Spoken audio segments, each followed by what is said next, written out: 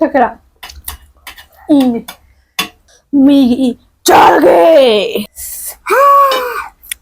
Oh, sorry.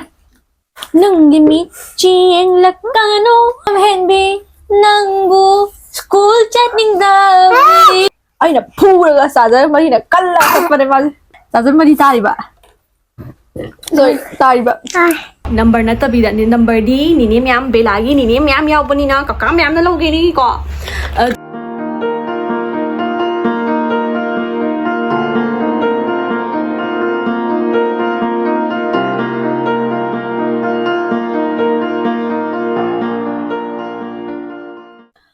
Hello, again, Mr. Betin lang po na po ikok na nakramjay. Nasidi, chowmein oy na tawre, pani puri ga, yun aput pa ga, chowmein sa ina yung dahog sa bani miyam. Duga, bela di chap, ngay ngam drema lami tawre. Duga, ngasigi video sidi, lorak pa da giveaway gi matang da haijage. Agi 30k se hele, buka miyam buhay ni nga litan na tagat chari. Many, nuksiba thomdun jare, bela gi site gi thomo, bela nuksiba thomdun lo, kasalo. Nini ka kamyam bu, thank you so much hayo. Thank you so much. Dini ka kamyam. Dini tatamyam.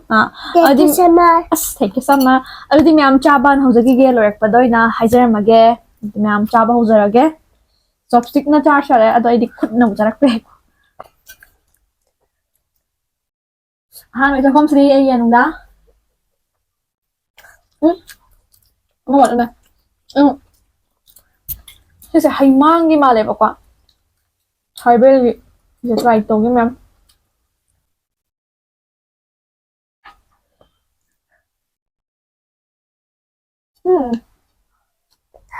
Ah.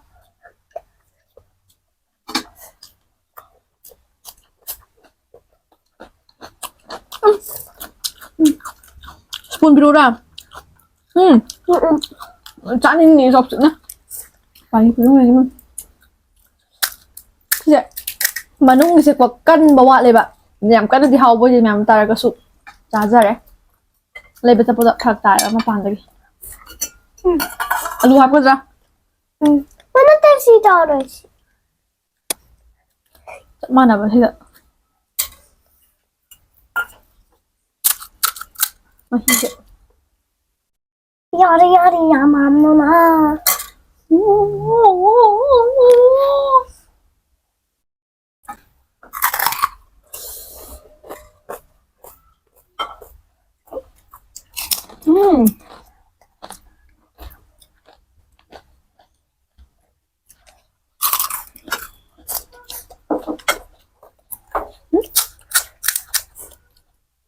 Mày Anh nhà bạn.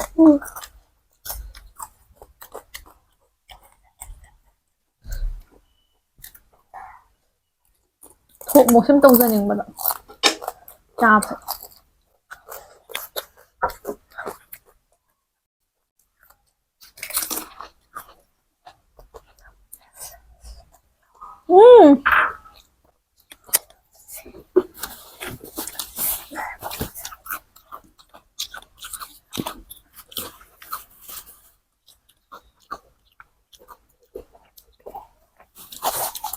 Hảo à?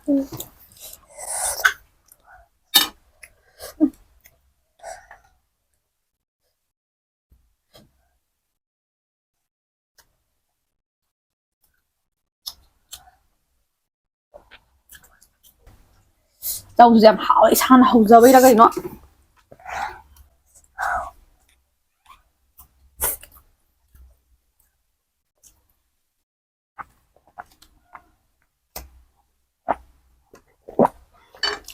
Nó học rồi.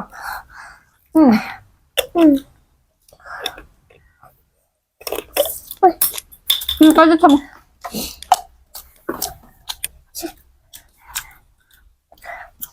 Pani puri ko ra. Spoon pirura.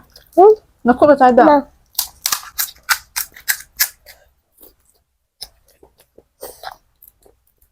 Hanggang da yung da siyam tayo pani puri.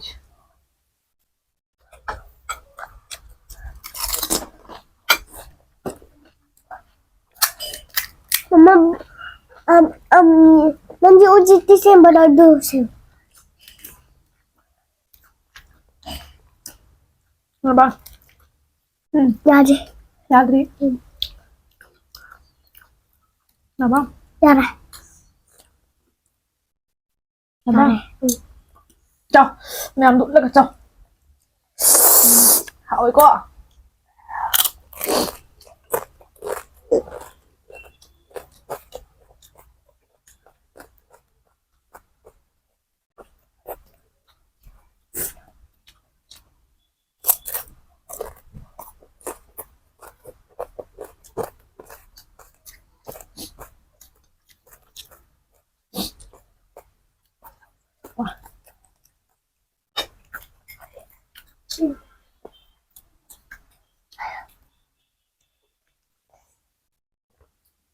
Sille hay mang đi bạn. Đi bao mấy? Pani Puri. Ngủ sải. Pani Puri.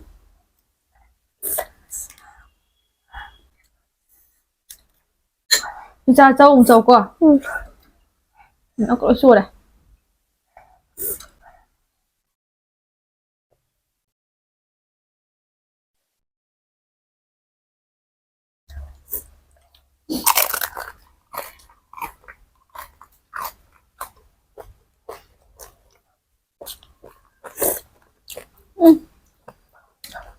Câu thật đấy.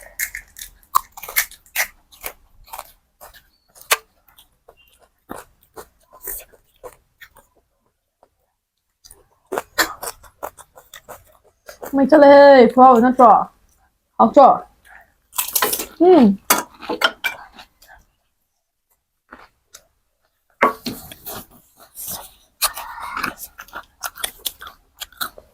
Mày làm là không có sang gì cô.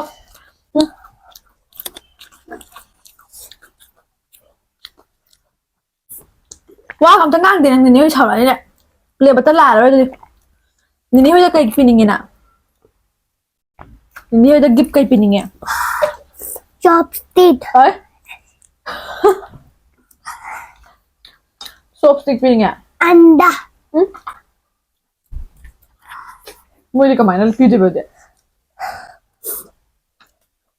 Mua pin gì rồi đó.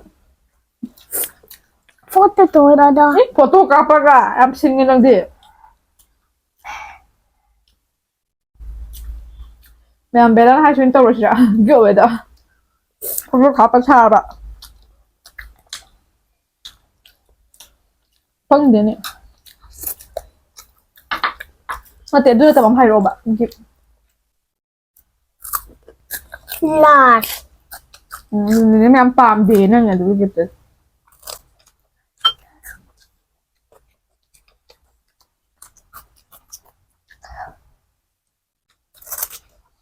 Alo, hảo em em. Dips. Gift kay pizza na. Dips. Gift to kay pizza na. Gift to. Toffee apa ni? Toffee à, mithai. Ano siya nene pam di. Achauba.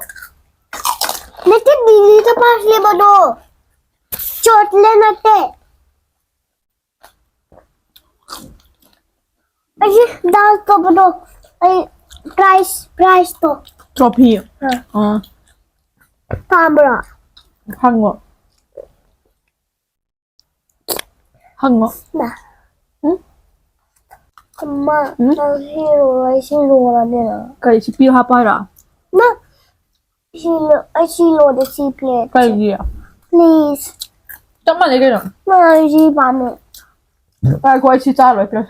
Nah, chala na. Ni rumah ni pam ya. Na mo na je. Ay, chocolate to piyo. Job sa mana dro. Thum mấy lần chưa? Pani Puri mình hết bé. Pani Puri. Pani Puri.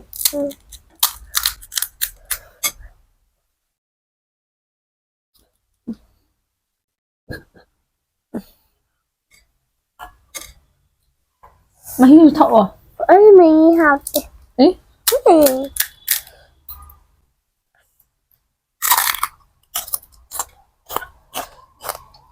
好嘞。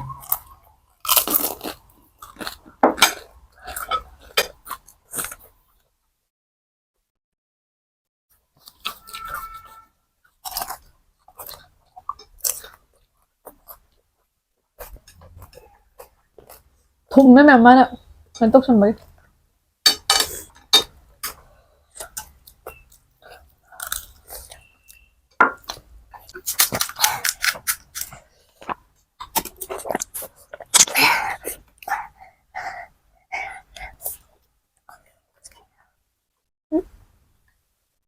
Hapakana banget kamu tuh nang bukan macam tidak.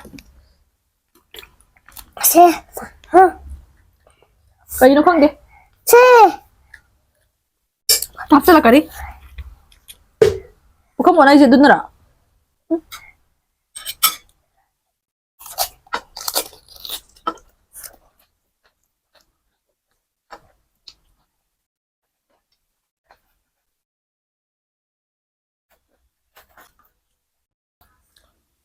Aku nak cari kayak spoon berapa?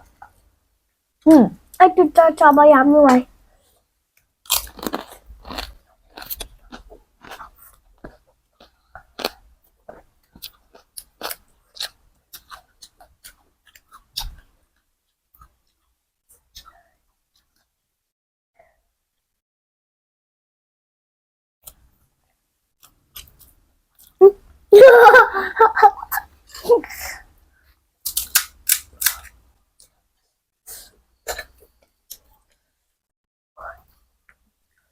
School kayak saya jantung kayak.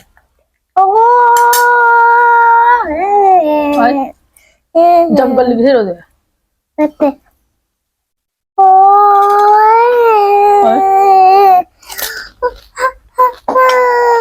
Nanda, Peri Nanda, Peri Nanda.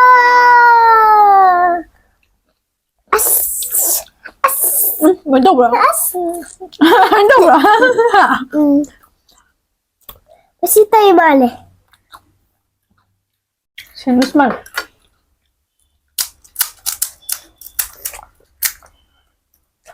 Ayo tak ada diri lagi saya tu dia. Mati. Mana pis? Masa sok hijing mbak.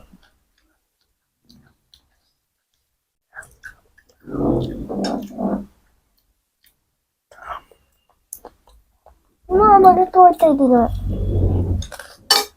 Hara. Hara. Sok pilih mancing ni mbak. Mata tak.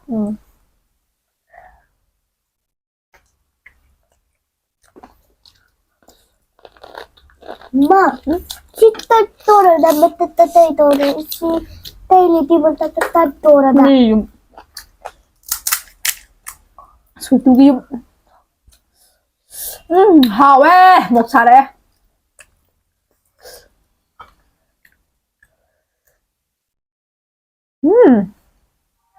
Taจะมาคุยมั้ย Star. Mani ngomong hoa tàu đấy chứ. Mama tare.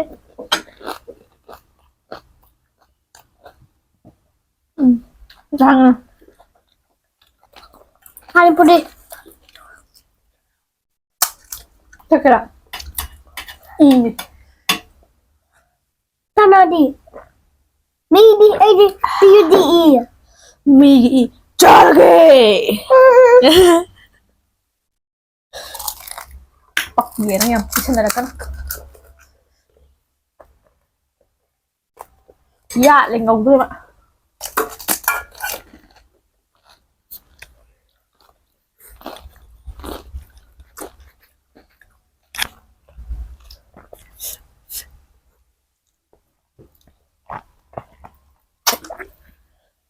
Nung gimichi ang lakano. Huningin ng bu. Lam henbi ng bu. School chat ning dawi. It's in. Yara, tama. Ma'am nga si di bela sa school chat ning dawi ni mo. Ay na pura ka sa dahil mali na kala sa pa naman. Sa dahil mali tayo ba? Rồi, tài vậy. Hai. Hai mẹ em, cái này phui vậy. Mới bụi. Vậy. Mới đó. Bây giờ tụi này phui vậy này, không bán cao bên này nào đã. Phui cái này hết là các bạn. Nang tàu ra cái nang sâu ra cái nang. Anh hình chào vô là cái. Mama. Ờ. Bụt.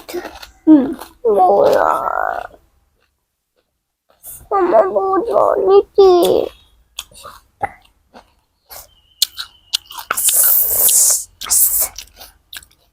Anh thì mẹ cha không sẽ là bên này giveaway cái mặt tăng đã hay ra cái bela cha sẽ nico thằng người cô là giveaway sẽ comment tông đi hay mặt tăng này trên nào mẹ am na cái cái video sẽ đó that 13 fall cái manung đó comment pibiram mo comment lôi mắc lôi re Chowmein cha pai ka lôi re tu duga giveaway gi matang da hairak pada microphone du kai charge sial dri ra kai no khang de ba ko kan toram dre ma khon taram je ba du na nong nam video se habadi giveaway gi matang se video tonga na habadi cha ba thak pal ke ka loi ra ga nam ja bane muk belai gi sta khut tak ki ri me adudi myam giveaway gi matang se till now myam na belagi ni ka ka myam na soidena comment pibira mo comment pirak pasida adom adom gi UPI ID oina ko number na tabi da ni number di ni myam belagi ni myam yaw pani na ka myam na logi ni ko aduna myam UPI ID oina thambira mo till now myam na aduduga aina khangat chaga da se mi manga khangat toine mi manga sida hanba belagi ni na tra ka ma khangalak pa matam da hanba 1k oina pizza gani hanba gi steel singa moina aduga second lim hoba second third fourth fifth sina lupa changa oina giveaway tawjagani aduga ai se yamna leidana haibadi tawjabadi natte aduga yamsu yamde mathang tawrakpadadi hena yamna giveaway tawbangam bo oijage aduduga hairiba giveaway gi comment pirak pase date 13 foggi manung dai till now me amna soidana comment pibiro o aduduga date 13 hengragadi comment haidi hen ba matung da pirak pa till now me am dudi comment do logzaroi aduna sumatangi date 13 foggi manung da comment pibirak na ba till now me am da haizari dudi me am soidana comment pibiro o soidana giveaway ai gi giveaway sibu yaubiyo mathang da hena me am gi support tagi achaw ba giveaway pibangamba oijage siyongna nga aina 30k ka hendana myam gi support tagi channel gi support ta yaudagadi support yaudagadi 30k se hen bangam moi na haijage duduga hainingai leitana channel myam puna pusui kokno na Tonje. khurumjari belagi nini myam kaka myam aduna soidana videos ta comment pibiramo like share subscribe to ka orsu sigi video sa dinini kaka myam comment pibadi ka upigano hayo ka gano Tawano siya yango adudi myam ai gi video sibu nungai biragadi matang sa wala na hay lao chana udo lao ba adi myam video se matang solution derage sigiri channel puna pui kokno na from jari thank you for watching my video comment pirak pa ka ubigano bye bye